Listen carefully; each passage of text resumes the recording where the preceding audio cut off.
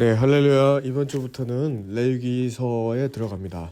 레위기서의 말씀 자체를 바이크라라고 합니다. 바이크라는 그리고 그가 부르셨다라는 뜻입니다. 하나님께서 우리를 진정한 교제를 위하여 그분의 예배의 자리로 우리를 부르셔서 우리 마음에 전심을 다하는 우리의 어떠한 그 최고의 것을 드리는 것은요, 하나님 아버지 앞에 우리의 마음 자체를 다 드리는 것인데, 이제 그 마음을 드리는 예배 가운데에 이제 고르반이라고 하는 히브리어, 고르반에는 5가지 제사가 있는데, 고르반이란 말씀 자체가 가까이 나아오다라는 뜻입니다. 하나님 아버지 앞에 나아가서 5가지의 우리의 기도가 이제 하나님께 향기로운 그 흠양하시는 하나님 받으시는 예물이자 우리의 전심을 다하는 고르반으로 주님께 그 기도가 상달되고 올려지는 것입니다. 오늘 레위기서 1장 1절에서 6장 7절 말씀으로 오늘 우리는 하나님께서 말씀하시는 5가지 종류의 고르반이 있다라는 것을 우리가 살펴볼 수 있습니다. 이 땅에 사는 우리가 이제 하늘 차원의 영역으로 하나님 아버지 앞에 들어가 고르반의 예배를 드리는 것, 가까이 나아가서 5가지의 제사를 드리는 것, 예배를 드리는 것, 우리의 모든 마음을 전심을 다하여 쏟아내는 것, 그것이 하나님께서 받으시는 예배 5가지 종류의 고르반입니다. 첫 번째 종류의 고르반에 나누기에 앞서서 이 레위기서의 말씀에 왜 바이크라라고 우리를 부르시는지, 그 레위기서 말씀 자체가 레위 사람들, 하나님 아버지 앞에 구분된 자로, 성별된 자로 예배드리는 이 레위기서의 말씀에 기록된 목적 자체가 바로 사람이 거룩하신 하나님께 나아갈 수 있는 그 방법, 그 유일한 길, 그리고 우리가 구원받은 성도로서 어떻게 거룩한 삶을 살아야 하는지를 하나님께서 이 모세의 3번째 책을 통하여 말씀해주고 계십니다. 레위기서는 우리가 하나님 자신이 친히 우리 인간에게 임재하시면서 거하시면서 자신의 백성들을 접근할 수 있는 그 성막에서 말씀하시는데, 우리가 어떻게 주님께 나아갈 수 있는지, 그리고 이 모든 의식과 예식들, 장차 나타날 좋은 그림자로서 우리가 어떻게 하나님께 거룩하게 나아갈 수 있는지 이제 레위기서 1장에서 6장까지 말씀을 통하여 말씀하고 계십니다. 첫 번째는 바로 올라입니다. 번제입니다. 번제. 태워서 드리는 번제의 헌물입니다.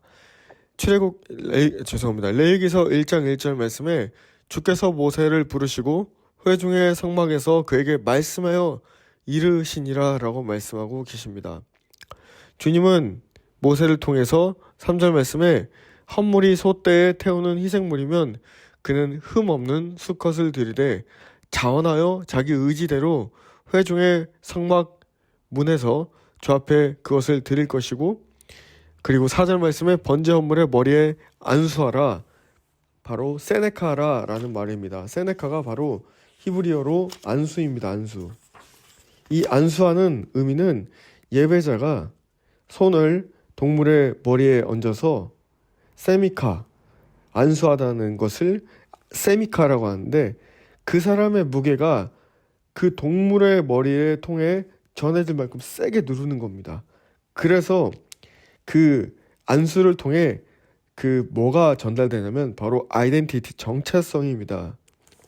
안수를 통하여 민수기 8장 10절 말씀에 너는 레위인들을 주 앞으로 데리고 나오고 이스라엘 자손은 레위인들에게 안수할지니라 라고 나와 있습니다. 이 안수라는 것은 죄를 전가시키는 것이 아니라 정체성을 전가시키면서 정체성을 통하여 이 역할과 의무가 전달되고 위임될 수 있게 하는 것입니다. 번제와 화목제물에서 희생제물 머리 위에 안수한다는 것은요, 그 수송아지와 예배자가 동일시된다는 거예요. 모든 그 수송아지를 잡은 예배자가 직접 잡잖아요. 그 이후에 동물의 피를 다 쏟아 모으잖아요. 그리고 다 불로 태우죠.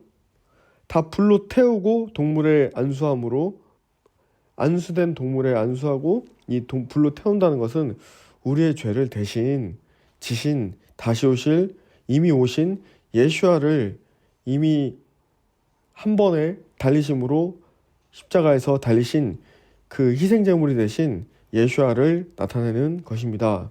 그래서 이 예수아가 오시기 전에 구약의 이 5가지 고르반 안에 첫 번째 번제부터 이제 소제, 화목제, 속죄제, 속건제를 살펴보실 것인데 예수아께서 이 모든 희생의 제사를 다 우리의 죄를 용서해 주시기 위해서 드려 주신 것입니다.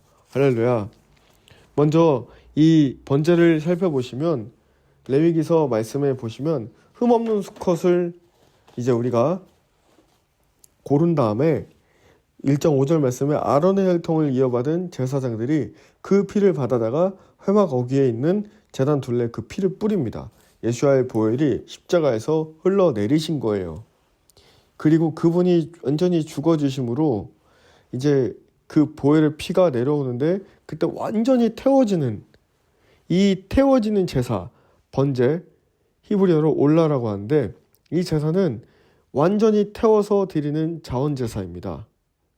이 희생제물은 흠이 없어야 돼요. 동물 또는 새가 되어야 합니다. 동물이 희생되면 제사장은 그 피를 납작한 냄비에 담아가지고 그 제단 위에 피를 뿌립니다. 그리고 동물을 자르고요.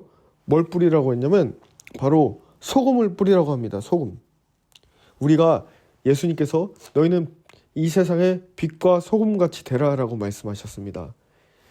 어둠을 밝히고 밍밍한 음식을 짠맛을 내는 이 바닷물의 가장 주된 성분이 소금인데 소금이 없으면 바닷물이 역할을 못하고 또 이 음식에 소금이 없으면 간이 맞춰지지 않는 것처럼 이 세상에 공중의 권세 잡은 자가 이 세상을 잡고 있는데 우리 크리스찬들은 예수님께서 오시기 전에 소금의 역할을 해야 되는 거예요. 어두울 수밖에 없는 이 세상에 살아가고 있는 가운데 너희는 비둘기처럼 순결하고 정결하라고 말씀하셨습니다. 우리가 이 빛의 소금의 자녀로서 그 예수의 자녀로서 빛과 소금의 역할을 감당할 때 소수의 퍼센테이지로 이 땅에 하나님의 사랑과 공의와 정의를 우리를 통해서 실현할 수 있도록 믿음을 가진 예수와의 거듭남으로 성령으로 거듭남으로 살아가는 믿음을 가진 사람들이 이 소금의 역할을 하는 것입니다. 이때 다시 말씀으로 돌아가서 번제에 보시면 소금을 뿌리고 완전히 태웁니다. 이때 이것이 레위기서 1장 9절 말씀에 바로 번제라고 합니다. 13절 말씀에 내장과 다리를 물에 씻어줍니다. 그리고 불살라요. 이것을 주님께서 받으시는 기뻐 받으시는 바로 번제의 제사라고 말하고 있습니다. 이 번제 제사가 완전히 태워지는 제사입니다. 우리 자신이 완전히 주님이 받으시는 그런 태워지는 제사로서 제물로서 받아지는 거예요. 그게 바로 올라마바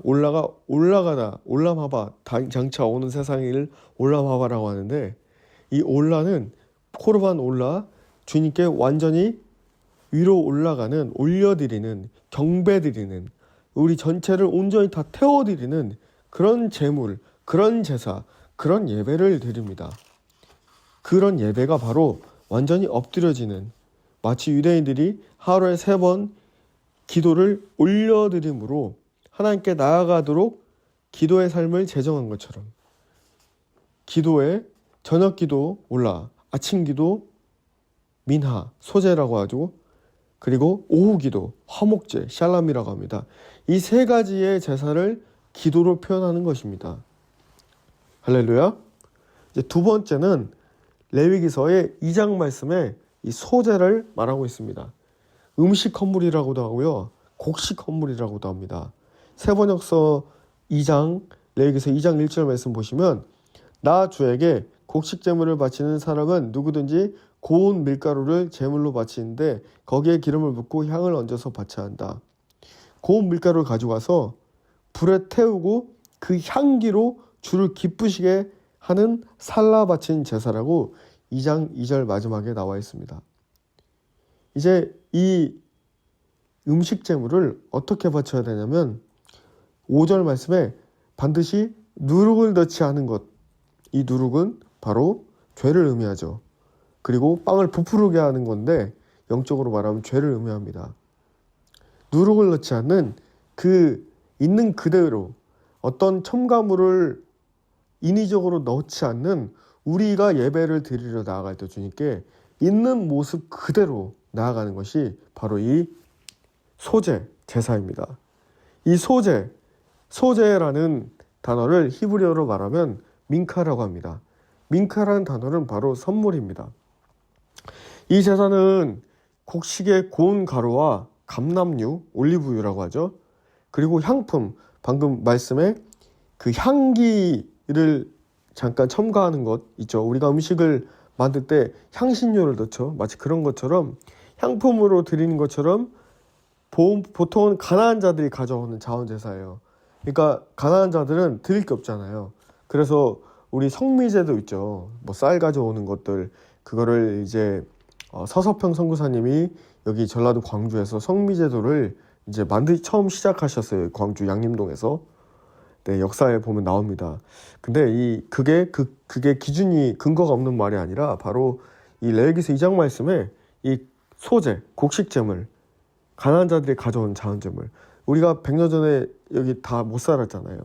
그래서 소제를 가져오고 그거를 성미제도 어떻게 하죠? 교회에서 이 교회 목회자들이 먹죠. 옛날엔 가난했기 때문에 이 교회에 하나님께 드리는 예물이 없으면 쌀을 가져오게 됐죠. 그래서 그 예물로 성경에 나와 있는 것처럼 더 가난한 자들을 돕고 교회들을 돕고 또 레위인들, 예배자들, 목회자들, 교회를 섬긴 자들은 헌물로 이 생활비를 하고 또 가져온 성미로 쌀을 먹기도 했죠. 이 가난한 자들이 가져온 것은 여기서 이것을 소제라고 하는데 여기서 주의해야 될 것은 어떤 종류의 소제물이라도 반드시 부풀지 않는 무교봉을 즉시 구해야 된다는 거예요. 이 누룩을 넣지 않아야 된다는 겁니다. 그리고 소제에도 또 중요한 것은 아까 말씀드린 번제에서와 똑같이 뭘 뿌려야 된다? 소금을 뿌려야 한다는 것입니다. 그 말씀이 레위기서 2장 11절 말씀에 누룩을 넣지 않은 것, 나 주에게 살라 바친 제사에서 어떤 누룩이나 꿀을 불살라서는 안 되기 때문이다. 그리고 13절 말씀에 하나님과 언약을 세울 때는 넣는 그 소금을 빼놓지 말아라. 이것이 중요합니다. 할렐루야. 그리고 레위기서 이제 3장 말씀으로 살펴보시면 세 번째 화목제물이 나옵니다. 이것을 히브리어로 쉘라밈이라고 합니다. 화목제물. 하나님께 우리가 감사헌금 하잖아요. 화평헌물이라고 하는데 우리가 11조를 드리고 10분의 1을 드리고 또 구제로 드리고 또 하나님께 감사로 드립니다. 이 세 번째가 화목제물입니다. 하나님께 즐거이 감사하는 마음을 표현하는 방법이 바로 이 화목제입니다. 여호와께 찬송을 드리고 기뻐함으로 하나님께 화목제를 드리는 것. 여기에 6절 말씀에 3장 6절 말씀에 화목제물을 바치려는 사람이 제사에서 양을 잡아 나 주에게 제물로 바치려면 수컷이거나 암컷이거나 흠이 없는 것을 골라서 바쳐야 한다라고 나와 있습니다. 이것도 마찬가지로 세미카 안수를 해야 돼요. 이 제물의 머리 위에 손을 얹은 다음에 아론의 아들들이 이제 그 제단 둘레에 피를 뿌립니다. 그리고 여기서 이제 콩팥을 띄어내요. 여기서 내장에 덮인 화목제 예물에서 중요한 특징은요, 내장에 덮인 기름과 콩팥을 드리는 거예요. 네, 이 말씀이 3장 10절 말씀에 나와 있습니다. 두 콩팥과 거기에 덮여있는 허리깨의 기름기와 콩팥을 떼어낼 때에 함께 떼어낸 간을 덮고 있는 껍질을 나 주에게 살라 바치는 제물로 가져와야 된다. 기름은 가장 좋고 풍부한 것을 의미합니다. 우리가 가인과 아벨의 제사를 기억하시죠? 왜 하나님께서 가인도 자기가 기르는 가축 중에 하나를 가져왔고 아벨도 제사를 드렸는데 왜 가인의 것은 받지 않았습니까? 여기에 중요한 것은 가인은 자기가 가지고 있는 것 중에 하나를 드렸어요. 근데 아벨은 가장 처음 난 것에 처음 것을 드렸어요. 이 마음의 태도가 중요합니다. 과부의 두렵돈 나와 있잖아요. 지난주 일본 선교사님 오셔서 이제 헌물에 땀 냄새가 있는 그런 헌물에 이 돈 냄새가 있는 예배를 드리라고 말하는데 오해하시면 안 됩니다. 우리는 하나님께 그 재물을 드림으로 재정을 드림으로 하나님을 경외합니다. 이 세상에 돈을 하나님과 동시에 사랑할 수 없다라고 예수님 말씀하셨는데 이 세상에 살아가면서 하나님을 경외하겠습니다라는 의미를 드리는 거예요. 그 마음을 드리는 겁니다. 그래서 하나님께서 즐겨 하신 것은 마음을 드린 없는 와중에 다 드리는 그런 그 과부의 두렵돈을 기뻐하신다는 거예요. 하나님이 항상 저의 마음을 시험하십니다. 네가 없는 와중에 드릴 수 있느냐. 저는 보이지 않게 하나님께서 항상 드리라는 곳에 다 깨트립니다. 그리고 차오르는 것을 봐요. 많이 주시지도 않아요. 이 길은 주님의 이 길은 정말 제가 끝까지 사명과 부르심을 완수해야 되기 때문에 많이 주시지 않습니다. 많이 주시면 타락하고 이 부르심 완수할 수 없기 때문에. 할렐루야. 그래서 여러분, 우리는 화목제물에 주님과 감사함으로 우리가 최고의 가장 좋고 풍부한 것을 드리는 거죠. 그게 바로 기름과 콩팥을 드리는 건데 그게 기름의 의미입니다. 좋고 풍부한 것을 드리는 거. 근데 콩팥이 무엇일까요? 우리 내장기관에 인간의 오장육부에 콩팥이 저번에 며칠 전에 저희 공동체 청년회 한 친구 미니가 라면만 먹으니까 갑자기 젊은 나이에 풍이 왔어요. 그래서 건강해야 되고 음식을 규칙적으로 먹어야 됩니다. 그리고 몸에 좋은 걸 먹어야 되고. 근데 콩팥이 그때 병원 의사가 잘못하면 콩팥이 망가질 수 있다. 콩팥은 몸에 이 모든 해독하고 간이 해독하고 또 콩팥이 굉장히 중요한 소화기관의 역할인데 이것을 영적으로 바꿔서 말씀드리면 콩팥에 담긴 의미는 우리의 감정 그리고 마음의 자리라는 의미가 있습니다.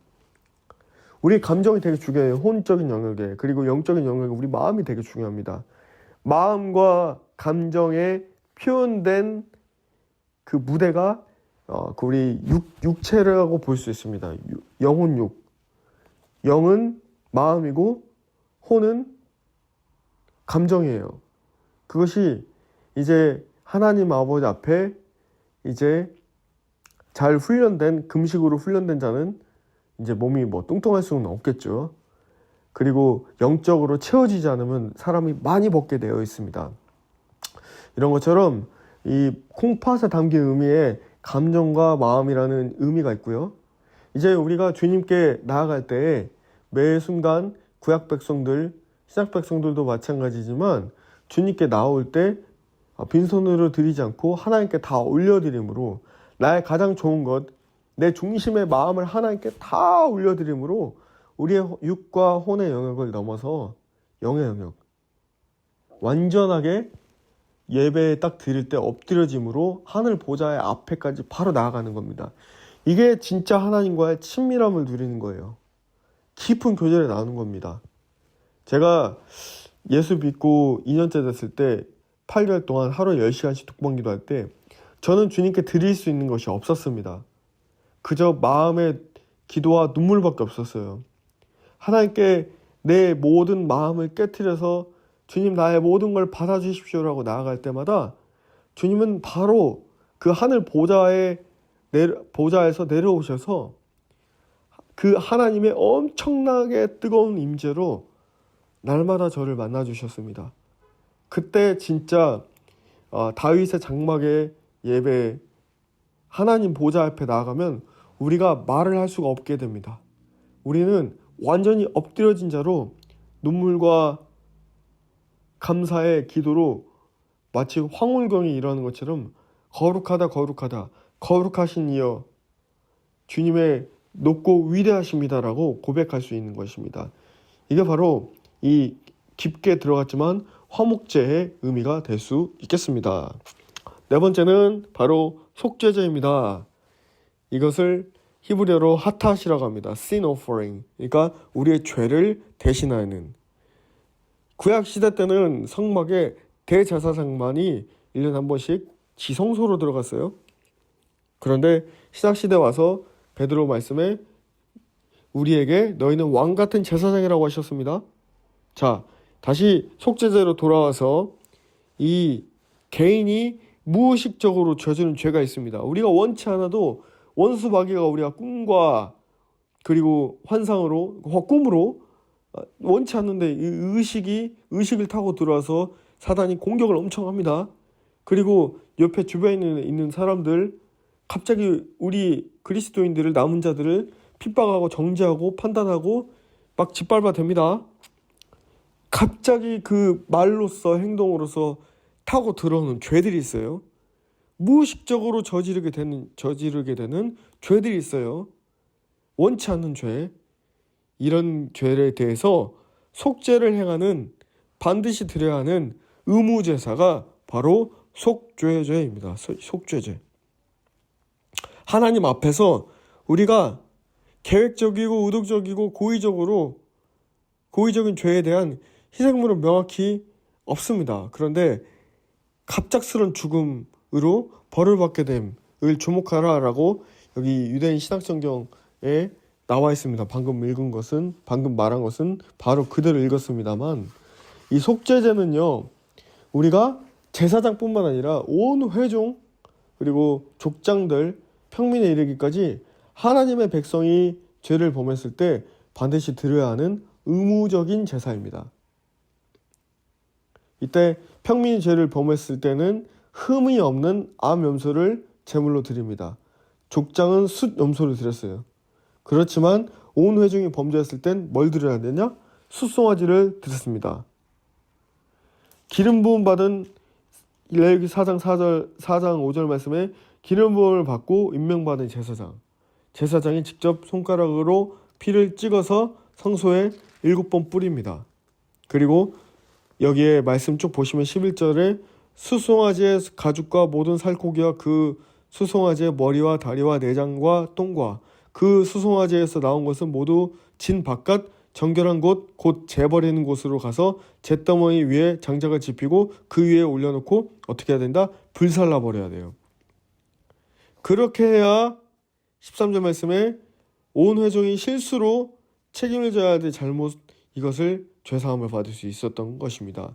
이것이 바로 20절과 20절 말씀에 제사장이 이렇게 회중의 죄를 속하여 주면 그들은 용서를 받는다라는 속죄제사입니다. 속죄제사.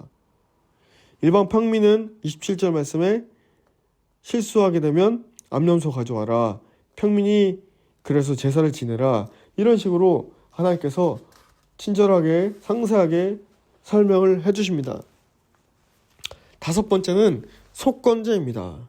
속건제는 아샴이라고 합니다. 이 제사는 우리가 알고 지은 죄예요. 그래서 우리가 기도할 때 이렇게 기도하죠. 알고 지은 죄, 모르고 지은 죄 다 용서하여 주시옵소서. 모르고 지은 죄는 속죄제고요. 알고 지은 죄는 속건제로 죄사함을 받을 수 있는 것입니다. 속건제는 확실히 저지른 부정한 행동입니다. 선택의 갈림길에 오게 됩니다. 그런데 우리가 죄의 유혹이 로마서 말씀에 죄의 삭은 사망이라고 했는데 죄가 우리를 끌어가는 거예요. 오라 나는 공고한 자로다. 사도 바울이 고백했던 것처럼 나는 원치 않아요. 그 죄를. 그런데 그 내 안에 있는 그 죄가 그 우리의 죄의 죽음의 자리로 끌어가는 거예요. 그래서 죄에서 완벽하게 자유할 수 있는 사람은 없습니다.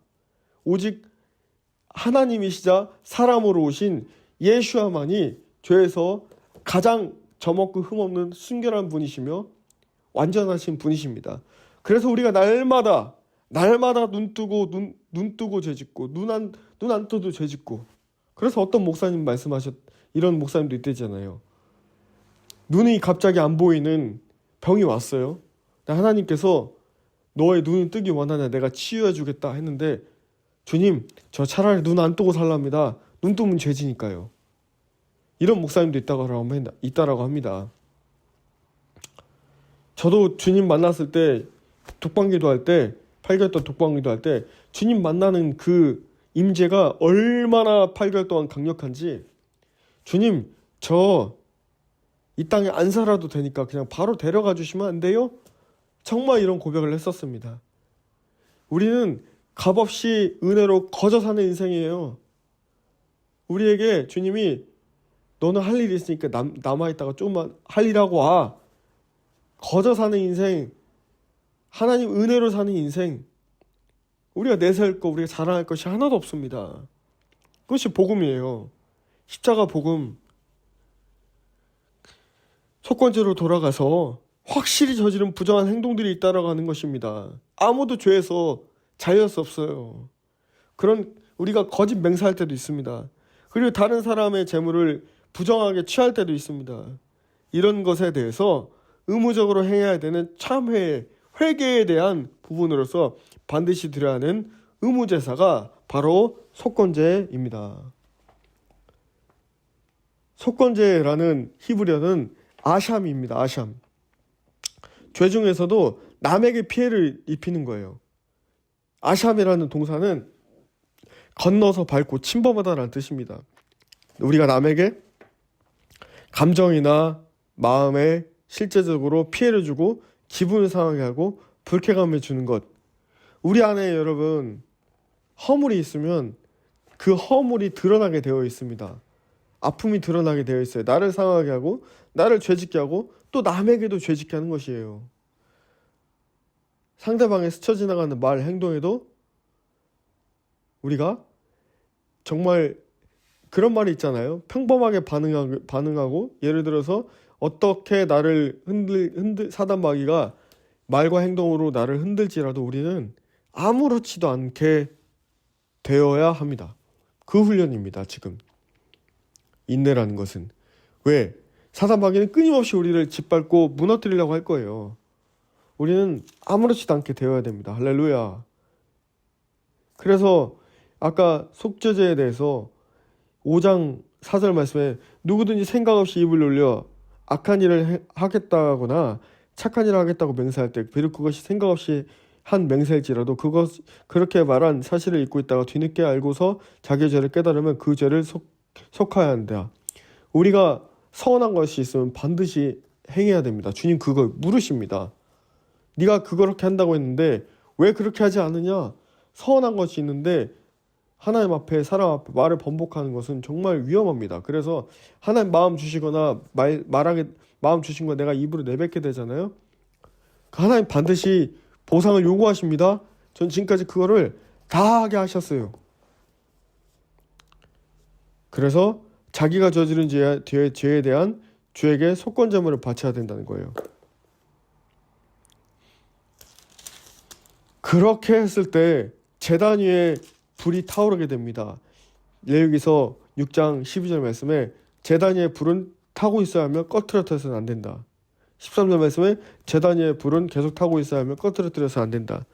이런 5가지의 5종류의 고르반의 예배를 드리고 있는 자들이 나와서 주님 앞에 나와서 완전히 납작 엎드려진 예배를 드릴 때 부흥이 일어나는 것이에요. 그것은 무슨 부흥이냐? 사람들이 말하는 기복신앙적인 그런 부흥이 아니라 하나님 아버지 앞에 우리의 마음이 돌이켜지는 그런 은혜의 시간이, 주님께 가까이 나아가는 친밀함의 관계가 회복되는 것이 바로 성경이 말하는 진정한 예배의 부흥을 말하고 있습니다. 그래서 우리가 예배를 왜 드리죠?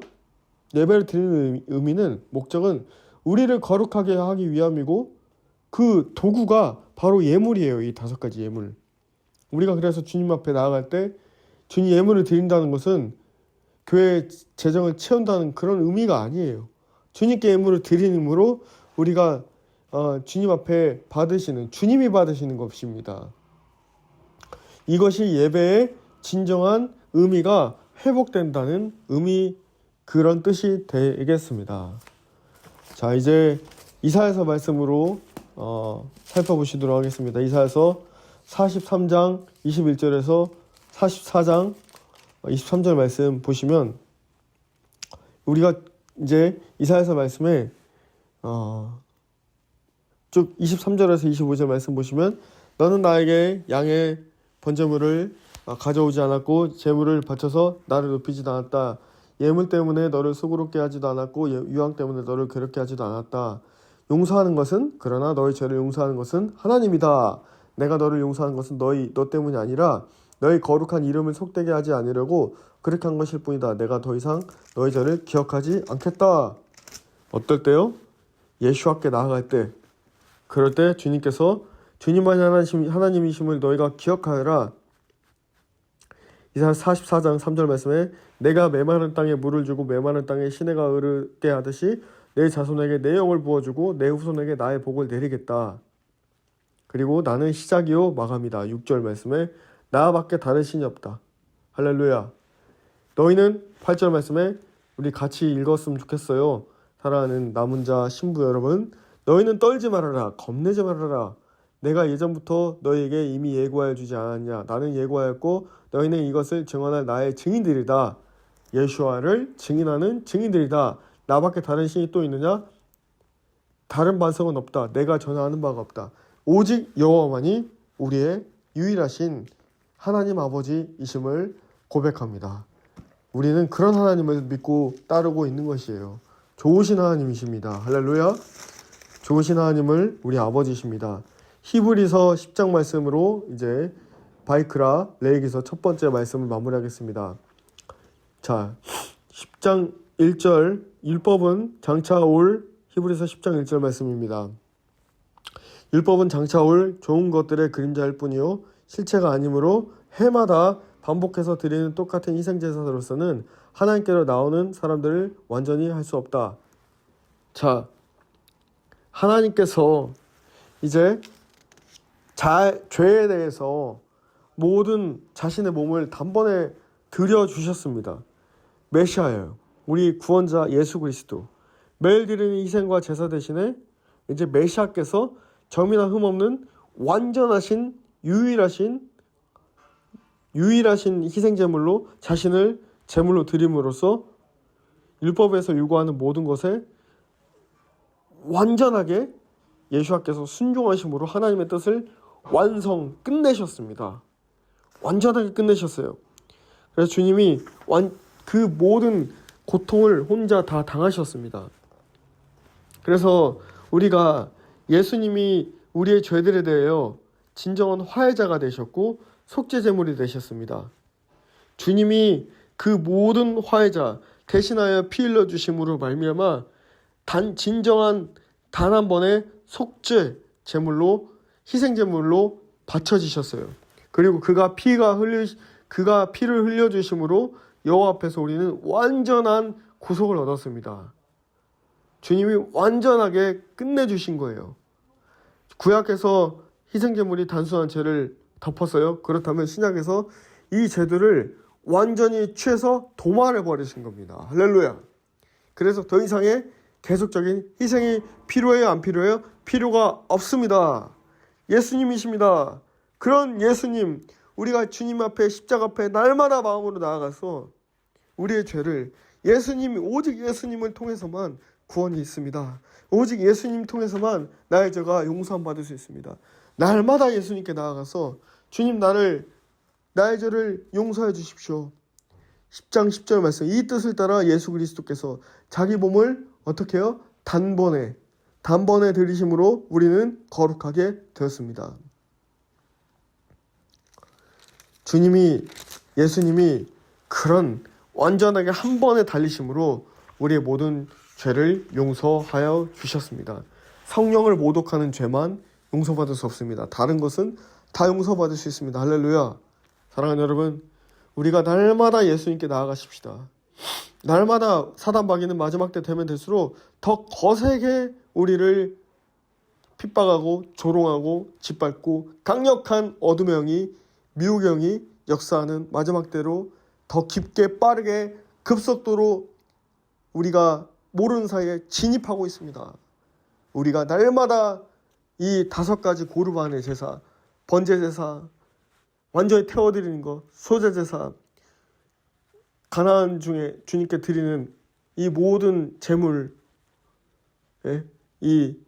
그리고 화목제, 하나님께 즐거이 감사를 표현하는 방법, 속죄제, 모르고 지은 죄, 속건제, 알고 지은 죄, 이 5가지 제물을 5가지 고르반을 통해서 하나님께 가까이 나오는 바이크라, 그가 부르셨잖아요. 모세를 부르신 것처럼 우리를 예배를 받으시기 위해서 우리를 너를 지명하여 선택하여 부르나니 너는 나의 것이라 부름받은 저와 여러분이 부르신 자리로 바이크라 하신 자리로 나아가서 날마다 주님 앞에 예배드림으로 승리하는 저와 여러분이 되시기를 예수와 이름으로 축원합니다. 할렐루야. 사랑하고 축복합니다. 마지막 때 함께 승리하는 저와 여러분이 되기를 예수와 이름으로 축복하고 기도합니다. 기도로 마치겠습니다. 할렐루야. 하나님 감사합니다. 부족한 입술을 통하여 하나님의 말씀을 증거하였습니다. 하나님 아버지 말씀을 듣는 우리 모두가 이 마지막 때 거룩한 자들로서 정말 이 5가지 고르반을 통하여 번제 제물로 우리의 모든 것을 올려드리는, 태워드리는, 그리고 소제하여 우리의 정말 곡식으로 우리의 빻아드리는 예물로 제사를 드리는 자들로, 그리고 화목제물로 주님께 감사함으로 드림으로, 또 속죄제물로 모르고 지은 죄를, 그리고 속건제물로 알고 지은 모든 죄를 주님 앞에 나아가 날마다 우리의 세마포 옷을 깨끗하게 희게 회개로서 희게 하는 그리스도의 십자가의 예수 그리스도의 십자가의 보혈을 의지하는 예수와의 신부들, 자녀들 모두가 될 수 있도록 인도하여 주시옵소서. 모든 말씀 영광받게 합당하신 유일하신 이름 예수 그리스도의 이름으로 간절히 기도 올립니다. 할렐루야. 아멘.